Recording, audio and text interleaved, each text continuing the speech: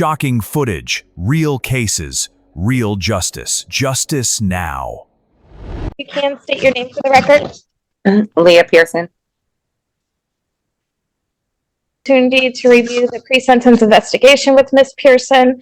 The only material change I have is on page 3, first paragraph. It states that November 2022 is whenever the Dearborn case occurred, but that's actually this case. It's not the Dearborn. Besides that, I did review the recommendation. She was requesting possibly a sober link tether instead of a SCRAM tether.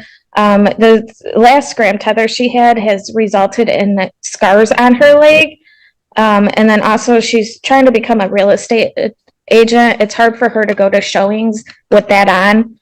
So that's why we would ask for the sober link. In addition, we'd ask for no jail time. She is a military veteran. She sees a psychiatrist regularly 2 to 3 times a month. She's launching her career as a real estate agent. This event was from November of 2022. She also works on a podcast and has a job interview set up at Fox 36 as a news broadcaster. So she has a lot going on right now, positive things going on in her life. She has 3 children, and then she's also on probation in Dearborn, where she's reporting monthly. As of right now, she is in compliance. So for all of those reasons, we would ask for the sober length instead of the SCRAM, and then the jail time be suspended. Ms. Familiar? Yes, Tracy Claire on behalf of probation. Thank you for hearing me, Your Honor. I just wanted, although it's provided in the court, I do want it placed on the record that by Ms. Pearson, I did take those into consideration when the court hence the recommendation for the upfront jail. On the case, Ms. Pearson did have a SCRAM tether on her Dearborn case. She did have some tamper obstruction violation. Those occurred as listed in the report. There was one from October 17th to October 18th, another one from October 25th to October 27th. She was removed from her SCRAM tether then on October 30th, and she had another violation. I'm sorry, the October 26th violation was not known to the court prior to her being taken off that SCRAM tether on October 30th. That court did address a violation on October 17th, extending her SCRAM for a period of 1 week. However, when they learned of the violation from October 26th, they did have a show cause, and I believe that was last week. I believe that they just continued the probation to see what this court would do. Further, when Ms. Pearson was before this court, she was advised if that SCRAM tether came off at Dearborn Heights, she was supposed to She did not do that. When that information was provided to the support for events, the court did issue that with no bond. So there is currently a warrant in place with no bond. Given all of the violations and all of that in consideration, probation would ask that the jail time stay in place for the violations that she did today.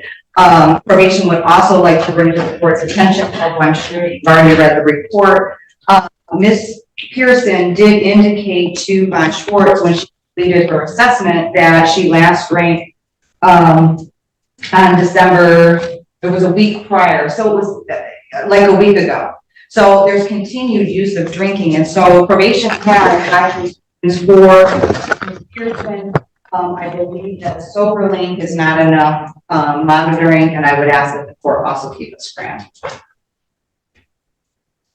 Your Honor, the 2 violation for the SCRAM tether was caused by the obstruction.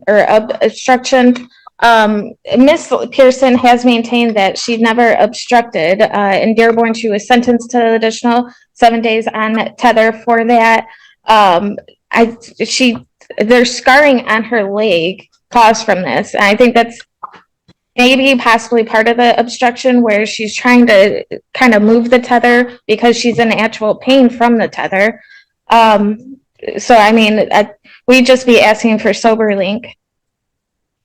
And Your Honor, I would also like to point out on one of the obstructions, the date from that, on the date from October 19th, that violation report from house arrest indicates not only the obstruction, but at the time of obstruction, alcohol was detected. Oh, that is absolutely incorrect. Ms. Pierce, No. Ma'am, Pearson, ma'am, one, I'll hear from you. Okay, I And before you apologize, Your say Honor. that, well, before you say that, I have house arrest reports and have read them through. So you go ahead and say what you want to say. So is there anything you want to say before I impose sentence? Yes, Your Honor. Go ahead. First of all, now this is the first that I'm hearing that there has been evidence of alcohol in my system while I was on the tether. I did not drink the whole entire time, 97 days, including some days, because I didn't drink for about a week prior to me getting the tether on. So I literally went over 100 days without drinking, having the time to be able to self-reflect and go back and realize and understand that I did make a lot of mistakes. More than anything, I was working in an environment that I shouldn't have been working in, and I should have left it a long time ago.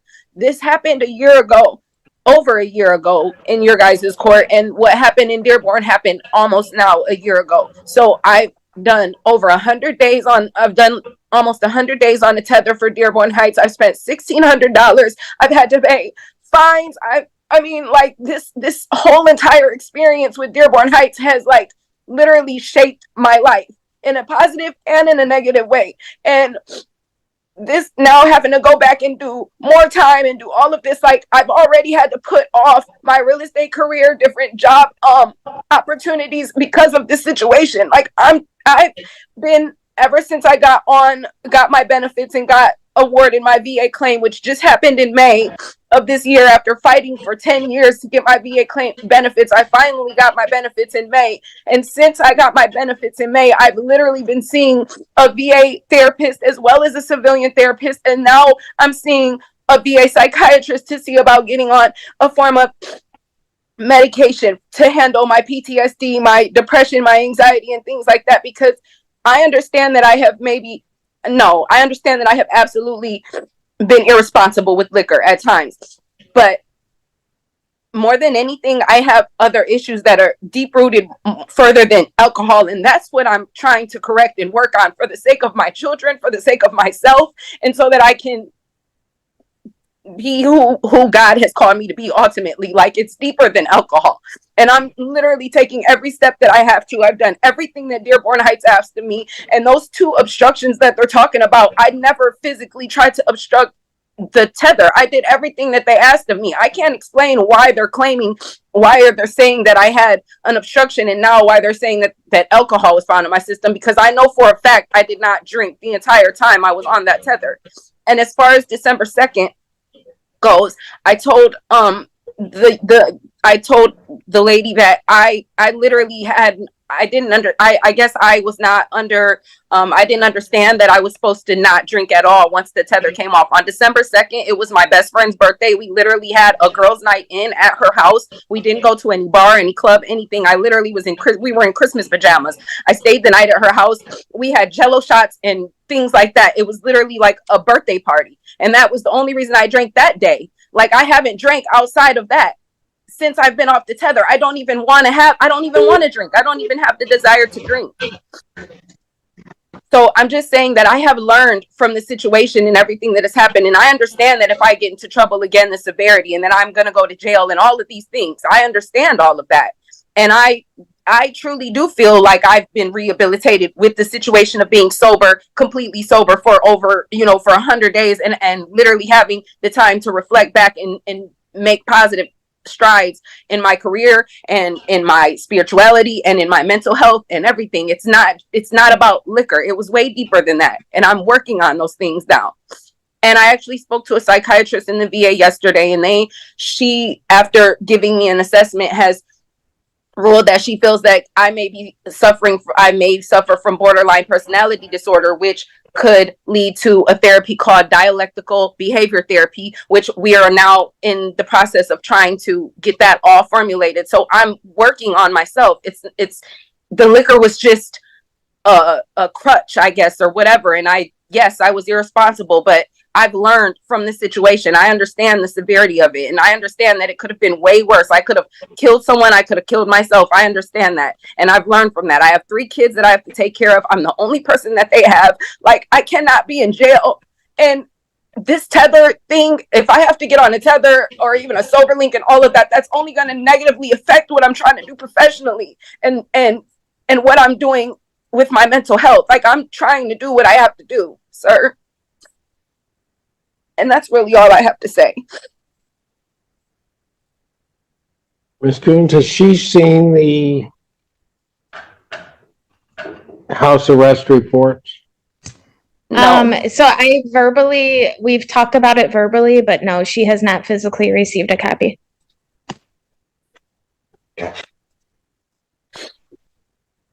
And no one ever told me that there was like proof of liquor in my system. Even those 2 obstructions that I had, nobody from the SCRAM place ever called me and said, hey, we're noticing that you have an obstruction. We're going to need you to come in within 24 hours. Nobody ever said anything. They didn't say anything about this so-called obstruction until a month later when I went forward for my probation, when I called for my probation check-in. That's when they said, oh, all of a sudden, a month ago you had an obstruction. And I'm like, what? Like, out of nowhere. And then now I get my tether taken off, and they're trying to tell me that 3 days before I was ordered to take my tether off, I violated again.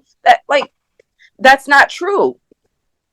Well, when your tether came off, you were supposed to get on one of our tethers, and you haven't done that. But Your Honor, I wasn't under that impression. The last time that I went in front of you on the Zoom call, Your Honor, I remember you telling me that we were going to allow me to finish the time on this tether before you had made a ruling. No one ever told me that I had to go within 48 hours and report. I don't recall that at all. That's the only reason I never went and reported and got another tether. I was not aware that I was supposed to go do that. I thought I was waiting until December 13th to be sentenced. That's what I thought. All right, so here's what I'm going to do. She's got to get herself over and get a tether on her. I'm going to adjourn her sentencing out to the 20th.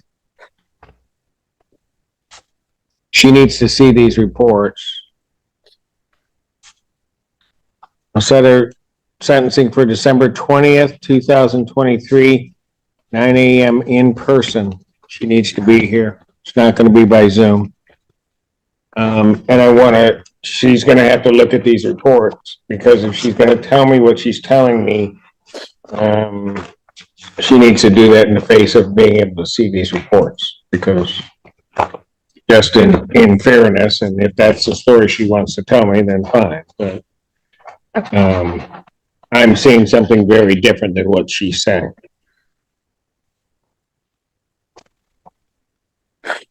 December 20th, 2023, 9 a.m. in person. Thank you. Clarify, the tether is today, correct? She needs to get that tether on today. Okay. Your Honor, I really don't have the money to pay for that. I really do not have the money to pay for that right now. I do not. That cost me $1,600, and I barely had that. I don't have the money to pay for that.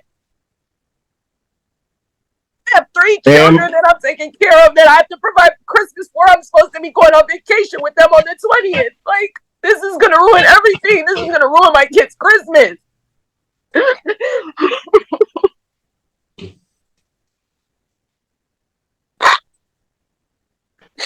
Put it this way, I have 3 or 2 drinking events. I have 2 indications of a tampering with the tether.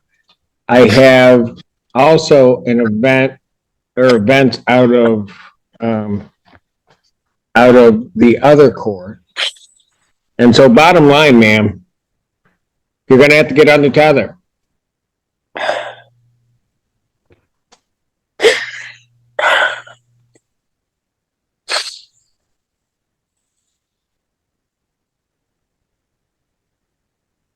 I don't know how I'm Thank you. supposed to pay for this, Your Honor. How am I supposed to pay for this? Ms. Pearson, we can discuss this over the phone, but I don't think this is a negotiation at this time. Thank you. Thank you. Clerk calls the case, People versus Randall Stockton.